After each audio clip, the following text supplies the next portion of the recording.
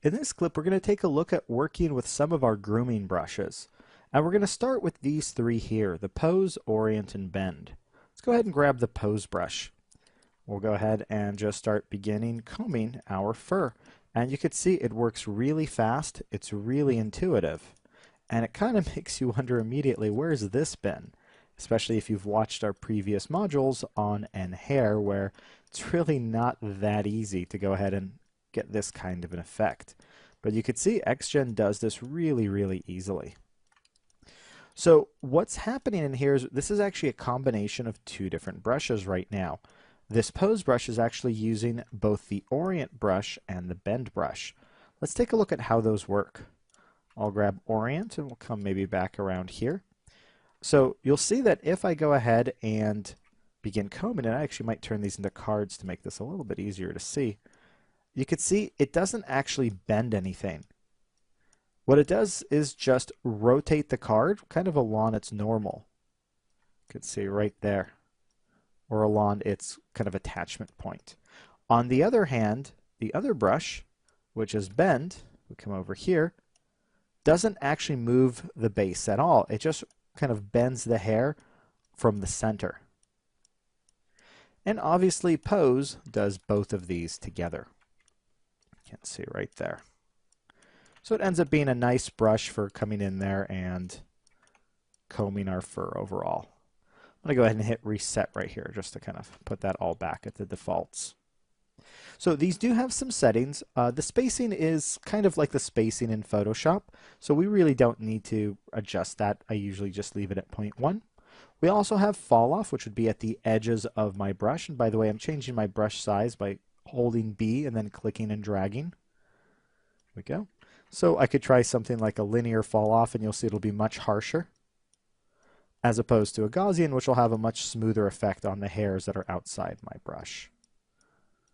And of course, you can also experiment with some of these other ones. We have the ability to mask as well. You can see over here right now I have it set to apply within, but there's obviously no mask over here. So I'll come right here, click mask, and I'll go ahead and start painting a mask. Let's say just right here. So obviously the white area is going to be where it's masked the most heavily, and the green area is kind of like the fall off. If I go back now to pose, you could see I can sculpt within the masked area, but not outside of it. See, it kind of just stops there. Of course, if I change this to apply outside, then I can sculpt outside of the masked area, but not in, so it kind of acts like a protection. So you can see, very easy to use. To go ahead and clear that out, I'm just going to hit clear down here. Now we'll reset the hairs again. Right, so the pose brush over here also has strengths. It has the orient and bend strength, and you'll notice that the orient and bend pretty much just have magnitudes. So overall, these just end up being the strength of our brush. So if it's a little bit too strong, you can take those down.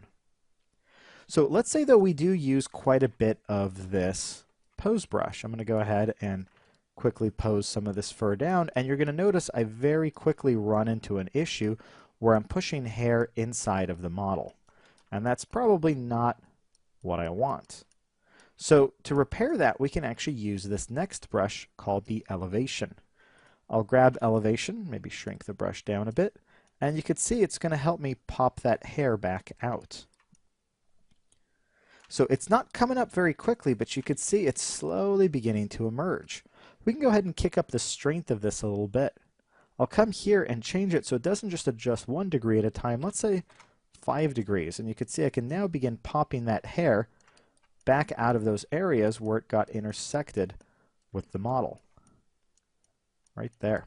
Now this is going to shallow out basically at 30 degrees. So once we're past 30 degrees, it's not going to elevate anymore. So for example, you can see here, these aren't elevating anywhere past where they are now. Unless I change this to, let's say, 50. And now it will, up to 50 degrees. So then we have our attract brush. Now the attract brush you need to be careful with. I'm going to turn my strength down considerably. It's going to attract all the hairs to wherever I'm clicking. Now notice that if I start clicking here and drag, it's still attracting all of these hairs back to that center point. If I click and drag again, it goes there. You can see back to that center point. If you don't want it to do that, we need to change it from lock style to float. So I'll go ahead and change that, and you can see now it'll attract just based on where my cursor is. So it's a nice way to kind of create a seam in the fur. Or you can create those kind of shapes we can kind of see in hair sometimes.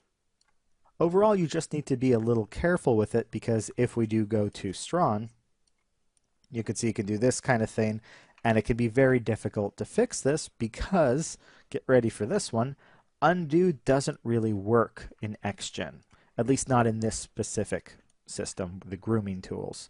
That can be really, really tedious to deal with, but I'll show you some tricks we can have to try to fix this later. Next, we have the repel. The repel is going to act kind of like a blow dryer. You can see it's just going to push the hairs out. If I up the strength, that becomes a little bit more apparent. See right there. Parting is going to be just how it sounds. It's going to part the hairs based on the center of my cursor. As you can see, you can kind of create a part in the hair there. Noise is just also as it sounds. It's going to create some noise. So you can see we have some noise, and it's creating noise at the middle, the tip, the width, the offset, around, which is rotating the hair, and twisting from the center of the hair. We also do have twist here, which will allow me to rotate the hairs. So you can see if I come in there, I'm getting slight rotations in the hairs. I'm going to go ahead and increase that strength so we get a little bit more. But you can see it's a way of coming in. We'll get a smaller brush and just rotating the hairs on their axes to get perhaps a little bit more randomness, or I'm sure there's other reasons for it as well. Then we have the smooth, which is a really, really useful tool, as it allows to come in here and begin smoothing out, basically blending the hair, especially in these areas where I really kind of messed it up using that attraction tool. Go ahead and just kind of smooth that back out right there. Now, that could be a great tool for fixing these errors, and it's a great tool overall just for blending. You can see I can come in here and it blends the length, the orientation, and the bend. So I can try to get this to be a little bit smoother. Obviously, we've not really combed anything here, but you can see how it's blending with the other hairs to kind of match, which is nice. So you'll definitely be using this one quite a bit.